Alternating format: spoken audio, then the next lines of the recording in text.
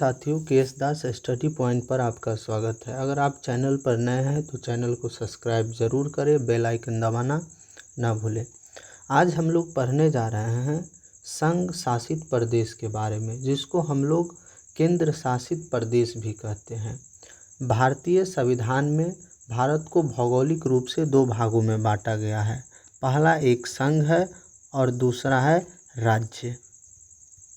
यानी जहाँ संसद के द्वारा शासन किया जाता हो उसको क्या कहा जाता है? केंद्र शासित प्रदेश कहा जाता है।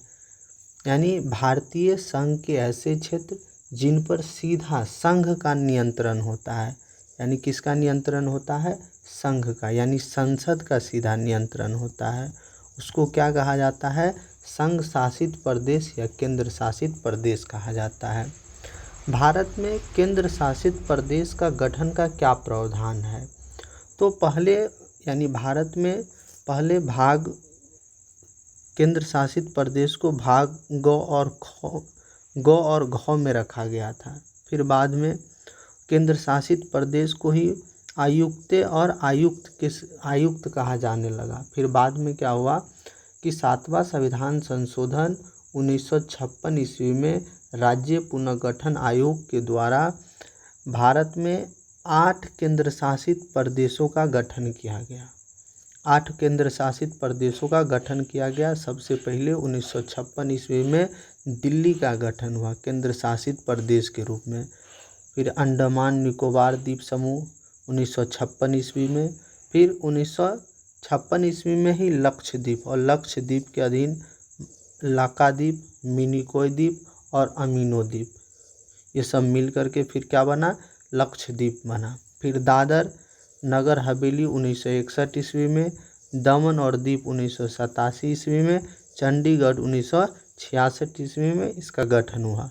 फिर 1992 ईस्वी में राष्ट्रीय राजधानी क्षेत्र को भी क्या संघ शासित प्रदेश के अंतर्गत लाया गया। फिर 2006 ईस्वी में पुद्दुचेरी को भी संघ शासित प्रदेश की श्रेणी में सूचीबद्ध कर दिया गया। भारतीय संविधान के भाग 8 में अनुच्छेद 239 से लेकर के 242 तक संघ के प्रशासन से संबंधित प्रावधान है। यानी संघ शासित प्रदेशों का प्रशासन किसके हाथों में रहता है? तो वो रहता है राष्ट्रपति के द्वारा, है ना, राष्ट्रपति के हाथों में रहता है। राष्ट्रपति क्या करते हैं? एक राज्यपाल या उपराज्यपाल की नियुक्ति करते हैं, अनुच्छेद 239, और राज्यपाल या उपराज्यपाल के द्वारा ही क्या करते हैं? शासन चलाते हैं।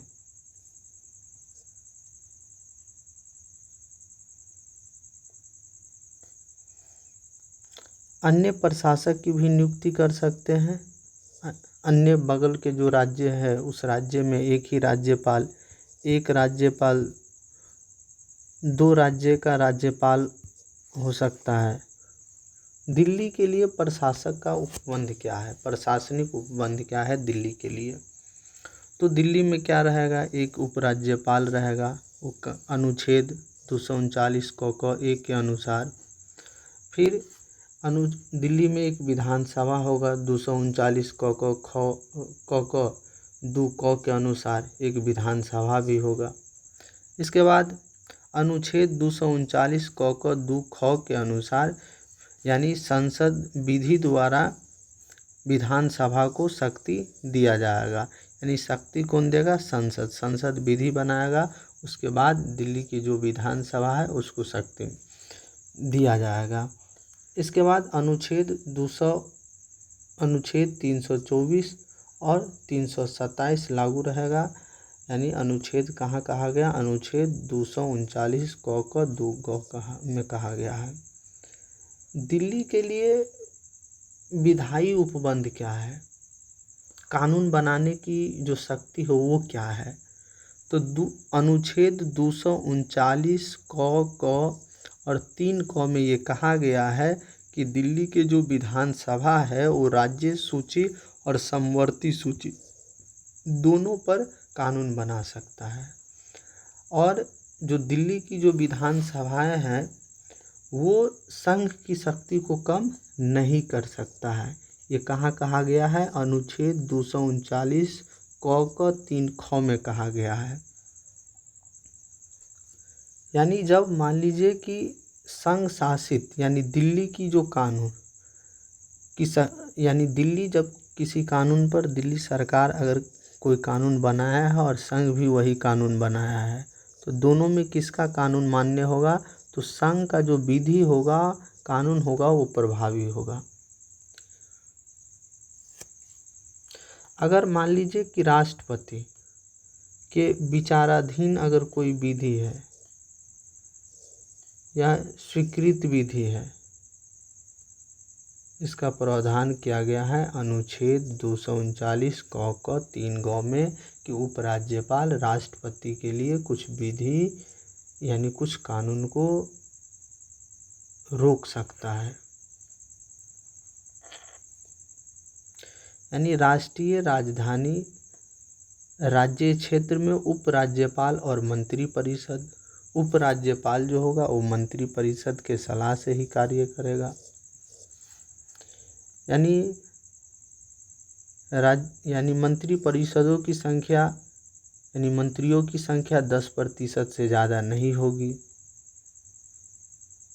अगर मान लीजिए कि उपराज्यपाल और मंत्रिपरिषद में अगर मतभेद हो गया तो उपराज्यपाल विवेक के अनुसार कार्य करेगा या तो राष्ट्रपति के सलाह पर ही कार्य करेगा। मुख्यमंत्री एवं अन्य मंत्रियों की नियुक्ति, मुख्यमंत्री और अन्य मंत्रियों की नियुक्ति कौन करता है? राष्ट्रपति करता है अनुच्छेद 239 क 5 के अनुसार। यानी मंत्रिपरिषद का सामूहिक उत्तरदायित्व किसके प्रति होता है? विधानसभा के प्रति होता है, राज्यपाल उपराज्यपाल के प्रति नहीं होता है। संसद का अधिकार और विधि का लागू होना, यानी संसद अपने अधिकार को विधि या उपबंध बनाकर लागू कर सकती है। इसके साथ राष्ट्रीय राजधानी राज्य क्षेत्र में संवैधानिक तंत्र के विफल हो जाने की दशा में क्या उपबंध है? अब मान लीजिए कि जो राष्ट्रीय राजधानी क्षेत्र में अगर संवैधानिक यानी संवैधानिक तंत्र विफल हो गया है तो उपराज्यपाल अपने विवेकानुसार कार्य कर सकता है। ये कहा गया अनुच्छेद 239 क ख में कहा गया है।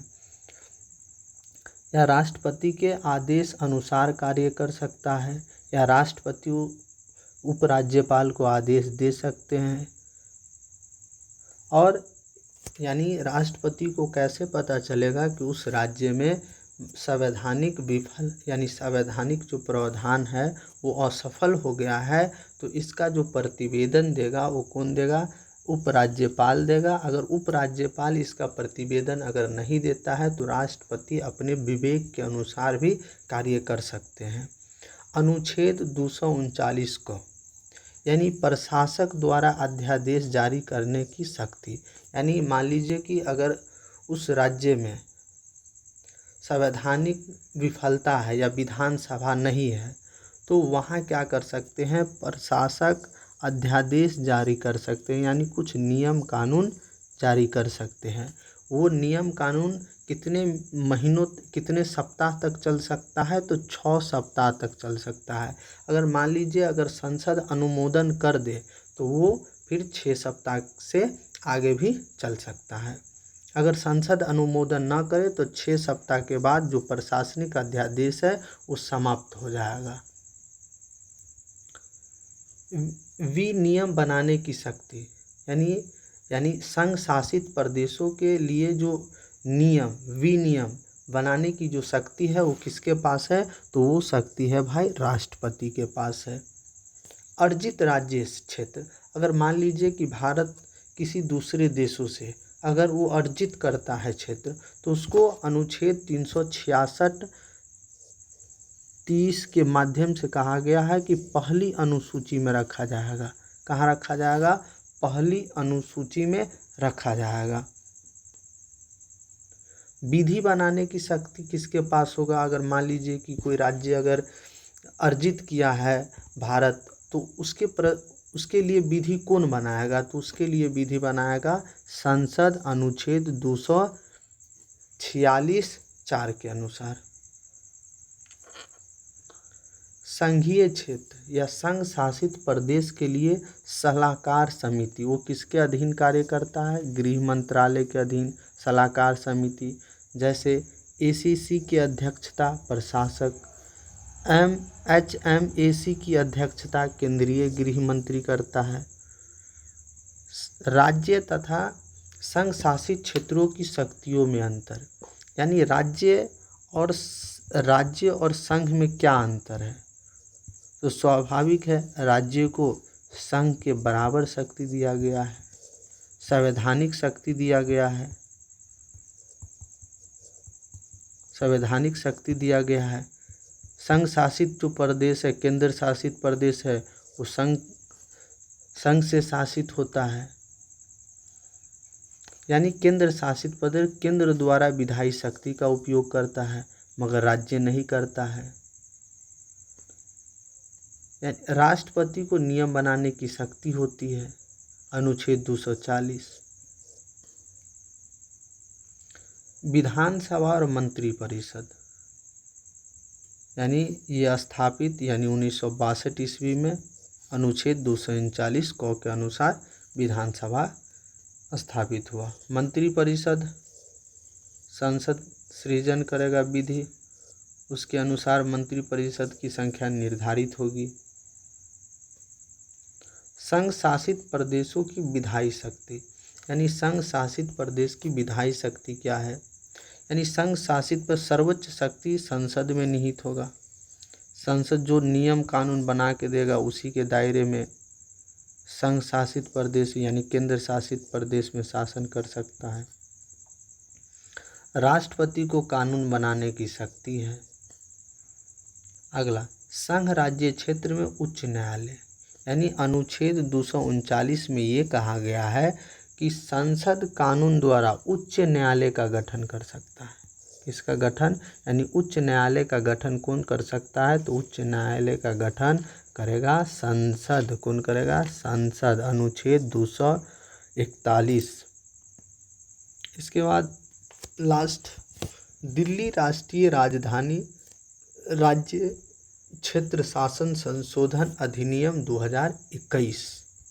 ये इसमें क्या प्रावधान है? तो पहला कि अध्यादेश जारी करने से पूर्व उपराज्यपाल के समक्ष प्रस्तुत करना होगा। यानी मान लीजिए कि दिल्ली सरकार अगर कोई अध्यादेश लाते हैं तो सबसे पहले उस अध्यादेश को उपराज्यपाल के पास प्रस्तुत करना होगा। दूसरा, सरकार का अर्थ उपराज्यपाल, यानी सरकार का अर्थ वहाँ का विधानसभा नहीं होगा,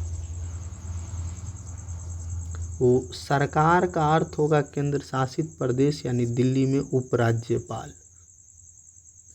शक्तियों के केंद्रीकरण, यानी इस बिल में ये जो अधिनियम है उसमें शक्तियों का केंद्रीकरण किया गया है।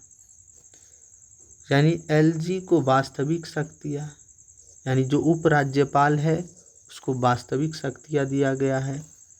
यानी उपराज्यपाल विधानसभा के प्रति उत्तरदायी नहीं है। सहकारी संघवाद के विरुद्ध है, यानी संघवाद में, यानी हमारे संविधान में ये प्रावधान किया गया है कि शक्ति का क्या होना चाहिए? विकेंद्रीकरण होना चाहिए। तो यहाँ क्या हुआ है? केंद्रीकरण हो रहा है। अति शीघ्रतापूर्वक पारित, यानी ये जो बिल, ये अधिनियम पारित किया गया वो बहुत जल्दी पारित कर दिया गया। इससे भी इस बिल के खिलाफ आवाज़ उठ रही है। इसके बाद निर्वाचक सरकार की निष्क्रियता हो जाएगी, यानी दिल्ली की जो जनता जो सरकार की जिस सरकार का चुनाव करती है उस सरकार की जो शक्ति होगी वो निष्क्रिय हो जाएगी। यानी कोई भी अध्यादेश अगर पारित करेगा तो तो सबसे पहले उस अध्यादेश को राज्यपाल के पास प्रस्तुत करना पड़ेगा। अगर राज्यपाल उसको अनुमोदन दे तो अध्यादेश आगे बढ़ सकता है, नहीं तो नहीं बढ़ सकता है। तो ये केंद्रीकरण हुआ। निर्वाचित सरकार से असहमति पर मामले को राष्ट्रपति को प्रेषित करने की शक्ति। और मान लीजिए कि कभी मंत्री परिषद और उपराज्यपाल के बीच मतभेद हो जाए, तो मतभेद होने की स्थिति में वो कहाँ जाएगा, वहाँ वो जाएगा राष्ट्रपति के पास भेजा जाएगा और राष्ट्रपति का अंतिम निर्णय ही मान्य होगा। तो इसके साथ केंद्र शासित प्रदेश आपका यहाँ समाप्त हुआ। इससे ज़्यादा कंटेंट आपको किसी भी एग्ज़ाम के लिए नहीं चाहिए। यानी ये हम इतना कंटेंट आपको दे दिए हैं कि केंद्र शासित प्रदेश से अगर कोई भी क्वेश्चन किसी भी एग्ज़ाम में अगर पूछा जाएगा तो ज़रूर यहाँ से हल होगी। तो इसके साथ अगर ये वीडियो अच्छी लगी, ये वीडियो अगर अच्छा लगा तो चैनल को सब्सक्राइब ज़रूर करें और बेल आइकन दबाना ना भूलें। जय हिंद, जय भारत।